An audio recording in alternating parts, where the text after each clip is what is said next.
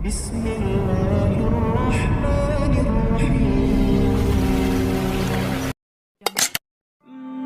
nggak melihat penampilan kalian, Allah nggak melihat harta kalian, Allah nggak melihat perbuatan kalian.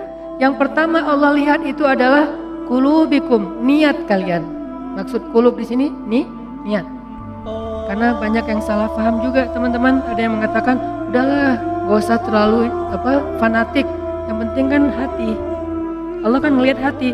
Maksud walakin yanzur ila qulubikum ay yanzuru ila niyatikum. Maksud melihat kepada hati itu adalah Allah melihat ke dalam niat kalian. Apakah kalian mengatakan itu dengan jujur bahwa kalian benar-benar beriman, atau itu hanya basa-basi? Apakah kalian mengatakan itu dengan jujur karena benar-benar yakin berserah diri kepada Allah, atau itu hanya modus supaya ditolong oleh Allah, kemudian besok kalian akan meninggalkan Allah setelah mendapatkan kebaikan itu? Allah Maha Tahu.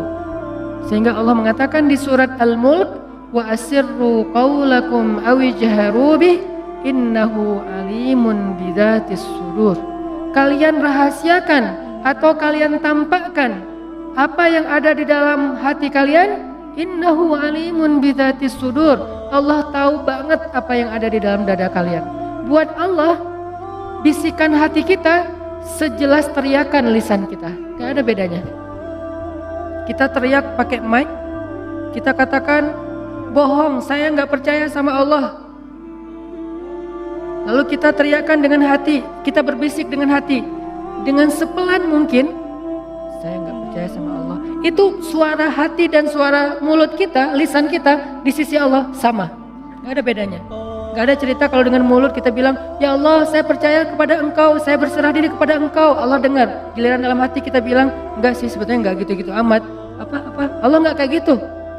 Karena Allah mendengar isi hati kita sejelas mendengar suara dengan lisan kita. Sangat jelas. Sehingga ketika ada nabi yang berdoa dengan suara yang lirih, nabi siapa? Zakaria. Dzikru rahmati rabbika 'abdahu Zakaria idz nada rabbahu nidaan khafiyya. Nidaan khafiyya, suara yang lembut, pelan, lirih. Tidak ada yang mendengar seorang pun kecuali Allah Subhanahu wa taala.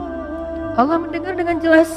Bahkan kalau suara itu tersembunyi di dalam lautan yang gelap, lebih dalam daripada Danau Toba, gelap banget nih.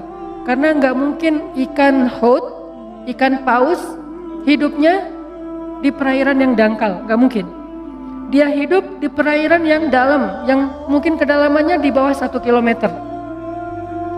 Bahkan kalau seseorang kemudian ditelan ikan haut, ikan paus, lalu ikan paus itu membawanya ke dalam lautan, di dalam samudra, tiba-tiba orang yang di dalam perut ikan itu bersuara, Subhanaka inni kuntu minaz zalimin, Subhanaka inni kuntu minaz zalimin. Pelan sekali suara itu terdengar dengan jelas di arasy Allah Subhanahu wa taala.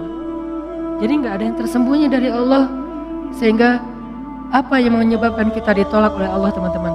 Bukan ucapan kita kurang fasih, bukan bacaan Al-Quran kita kurang makhraj, kurang bagus tajwidnya, bukan ketika kita sholat gerakan kita kurang sempurna, bukan. Tapi hati kita yang kurang ikhlas, itu penyebab seseorang ditolak.